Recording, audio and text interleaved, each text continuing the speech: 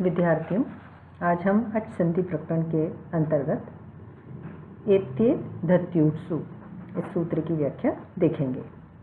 एत्येत धत्यूत्सु सूत्र कहता है, अवर्ण से परे यदि एच प्रत्याहार, एच यानी ए ओ आई औ, एच प्रत्याहार आदि वाली इण धातु तथा एत धातु हो। अवर्ण से परे यदि एच प्रत्याहार आदि वाली इण धातु तथा एत धातु हो अथवा ऊठ हो तो पूर्व व पर के स्थान पर एक वृद्धि आदेश हो जाता है। तो सूत्र ये कहता है कि यदि अवर्ण से परे एच प्रत्याहार आदि वाली यानी ए ओ आई औ ये जिसके आदि में आते हों, ऐसे एच प्रत्याहार आदि वाली इण धातु या एत धातु हो अथवा ऊठ हो तो पूर्व व पर के स्थान पर एक वृद्धि आदेश हो जाता है। उदाहरण के रूप में हम समझेंगे उपैति। उपैति यानी पास जाता है, संधि विच्छेद होगा उपधन एति। यहाँ पर पकारोत्तर अकार के पश्चात एजादी यानी एच प्रत्याहार आदि में है, ऐसी एजादी इण धातु वर्तमान है। इण धातु का ही रूप बना है एति और आदि में एच प्रत्याहार का एकार वर्ण है, इसलिए यहाँ पर एजादी इण धातु वर्तमान है। अतः इस सूत्र से पूर्व अकार और पर एक के स्थान पर ऐ यह एक वृद्धि आदेश होकर उपैति रूप बनता है। तो सूत्र की मुख्य शर्त यही है कि अवर्ण से परे होनी चाहिए और एच प्रत्याहार आदि वाली इण धातु हो या एत धातु हो अथवा ऊठ हो तो पूर्व पर के स्थान पर एक वृद्धि आदेश होता है। इस सिद्धि में उपैति की सारी शर्तें पूरी हो रही हैं। सूत्र की प से पश्चात आकार वर्ण है, इस अ से परे इण धातु एति इण धातु का ही रूप है और वो एजादी है, एश प्रत्याहार का ए वर्ण आदि में है, इसलिए यहाँ पर इस सूत्रानुसार एक वृद्धि आदेश ऐ हो जाएगा और हमारा रूप बनेगा उपैति। दूसरा उदाहरण देखते हैं हम पृष्ठौह। पृष्ठौह पृष्ठवाह का। पृष्ठवाह का, पृष्ठवाह किसे कहते हैं? ऐसा बैल जिसके उद्दंडता को रोकने के लिए उसके गले में कोई भारी चीज डंडा लटका दिया जाए, ऐसे बैल को पृष्ठवाह कहा जाता है। तो पृष्ठहु यानी पृष्ठवाह का। यहाँ पर पृष्ठ धन उह संधि विच्छेद हुआ। आप यहाँ पर ऊठ धातु विद्यमान है, परे है, अकार वर्ण से परे, पृष्ठ के ठकार के पश्चात अकार है, ऊठ धातु परे है। अतः इस सूत्रानुसार पूर्व अ और पश्चात उकार इन दोनों के स्थान पर इस सूत्र से औ यह एक वृद्धि एकादेश होकर पृष्ठौह रूप निष्पन्न हो जाएगा। ये दूसरा उदाहरण हमारा हुआ ऊठ का। दोनों उदाहरण जो हैं इस सूत्रानुसार दोनों उदाहरणों में वृद्धि कार्य हो जाएगा उपैति और पृष्ठौह में। दूसरा सूत्र है भूवादयो धातवः। क्रिया के वाचक भू आदि धातु संज्ञक होते हैं।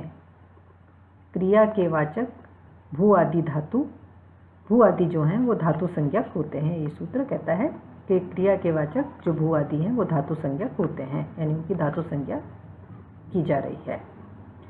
उपसर्गात रीति धातु, ये सूत्र कह रहा है कि अवर्णांत उपसर्ग से ऋकारादि धातु परे हो तो पूर्व व पर के स्थान पर वृद्धि एकादेश हो।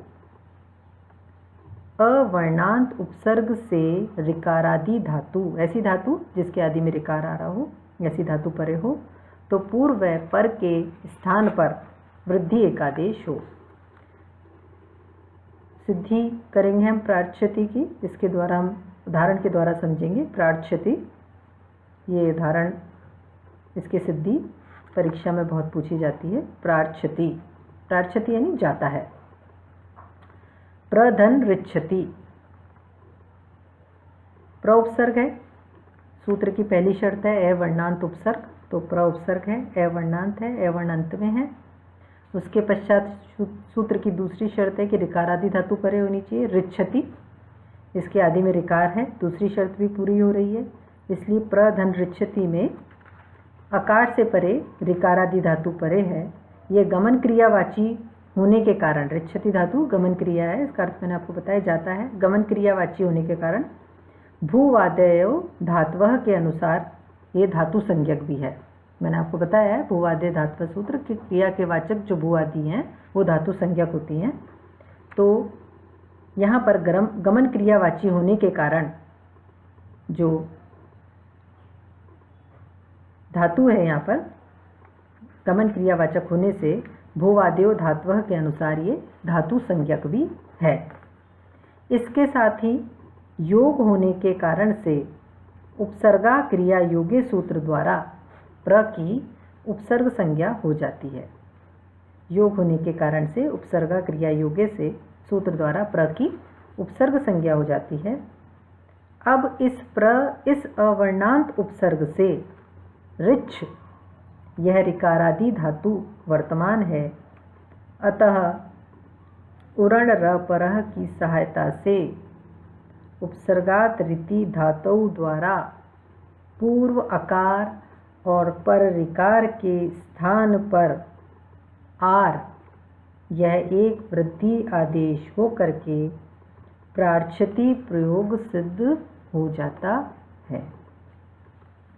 प्र, पूर्व प्र के पश्चात जो अकार है, प्र उपसर्ग में जो अंत में अकार है, और ऋच्छति के री के स्थान पर एक वृद्धि आदेश होकर, यहाँ पर वृद्धि आदेश होगा आर, वृद्धि आदेश होकर, क्योंकि ऋकार के स्थान पर हो रहा है, ऋकार के स्थान पर वृद्धि आई होगी। वृद्धि आदेश आ, आई और औ वृद्धि संज्ञक होते हैं, ये आपको बताया ही गया है गत अंकों में।